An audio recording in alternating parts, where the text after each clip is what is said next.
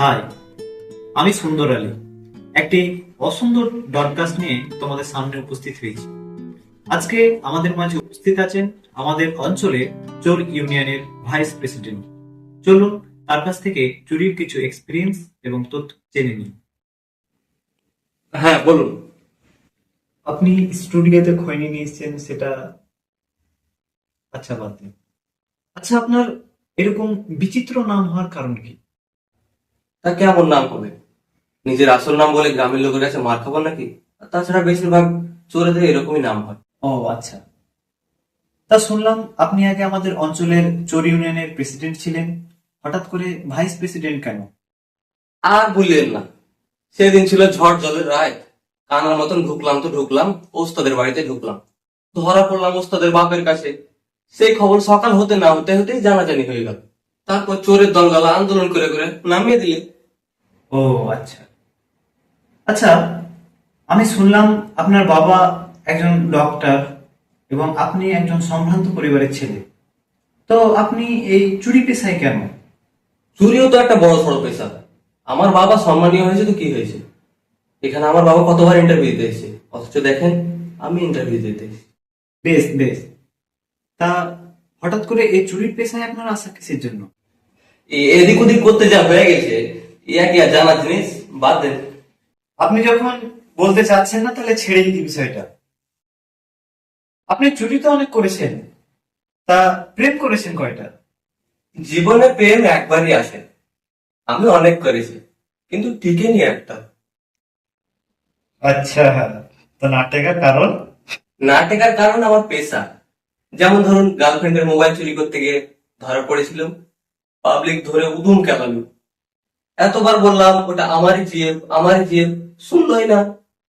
আমার জুতো দিয়ে আমার জিএফ আমার গালে বসিয়ে দিল। এত বড় অপমান কি সহ্য করা যায়? হাজার হোক, আমি একটা সম্মানীয় কাজের সঙ্গে যুক্ত। চুরি করবেন ঠিক আছে, তাই বলে নিজের প্রেমিকার মোবাইল? একদম জ্ঞান দিবেন না। চুরির কাছে আবার নিজের পরে কিছু আছে নাকি? সামনে যেটা দেখি সেটা চুরি করি। এটাই তো আমাদের পেশা। যাই হোক, প্রেমটা না হয় বাদই দিলাম, তা বিয়ে করেছেন?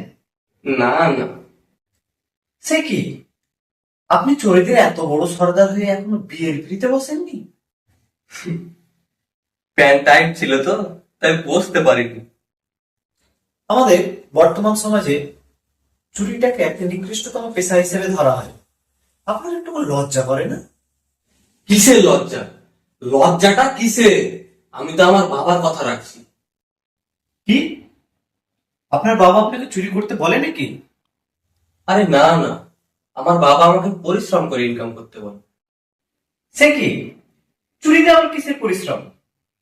পরিশ্রম নেই বলছেন? শীতের সময় খালি গায়ে থাকতে পারবেন? আরে না না, আমি কেন শীতের সময় খালি গায়ে থাকতে যাব? সেটাই তো, পারবেন না তো?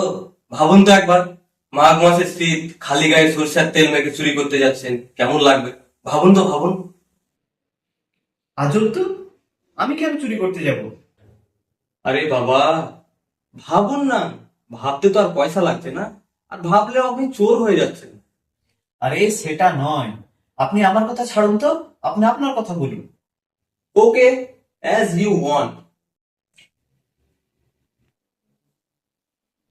বাহ বাহ, আপনি ইংলিশে জানেন? আরে ভাবলেন কি করে আমি অশিক্ষিত? চোর ইউনিয়নের সবচেয়ে শিক্ষিত মানুষ আমি। হা হা, রাখবেন না। আপনি যখন চোর হয়েই থাকবেন, তাহলে শিক্ষিত হতে গেলেন কেন? সে কি, চুরি করতে গেলে তো সবচেয়ে বেশি শিক্ষার প্রয়োজন পড়ে। তাই নাকি? কিভাবে শুনি? একবার ভাবলাম ট্রেনে চুরি করা যায়। উঠে পড়লাম ট্রেনে, অমনি কয়েকটা মেয়ে এসে ঠেলা ঠেলি গুতো গুতি করে নামিয়ে দিল। একজন তো এসে চোখগুলো ছানা বড়া করে বলল, সে কি, আপনি দেখে উঠতে পারেননি? বাইরে অত বড় করে লেখা আছে, লেডিজ কম্পার্টমেন্ট, ওম্যান অনলি। সেই দিন থেকে বুঝলাম আমাকে একটু শিক্ষিত হতেই হবে। এই এই এই এই, আপনি আবার খৈনি খাচ্ছেন? আর তোর খৈনি খাবোই না। থু।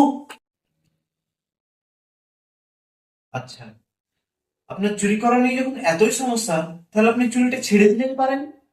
হম, চুরি করতে আমার কোনো সমস্যা হয় না, তোমার কিছু সমস্যা হয়েছে শুনি। ছোটবেলায় শুনেছিল, একবার না পারলে দেখো শতবার। সবে তো 4-5 বার হয়েছে, আর তো 100 বার বাকি আছে। 100 বার না হলে 1000 বার করবো, চুরি করা ছাড়বো না। আমার একার দ্বারা এত বড় একটা চোরকে দমিয়ে রাখা সম্ভব নয়, কিন্তু আমরা যদি সম্মিলিতভাবে চেষ্টা করি হয়তো দমিয়ে রাখা যেতে পারে। তাই আপনারা ইন্ডিভিজুয়ালি সতর্ক থাকুন, সাবধান থাকুন। দেখা হচ্ছে নেক্সট কোনো ব্রডকাস্টে। ধন্যবাদ। এই ওটা আসবে না।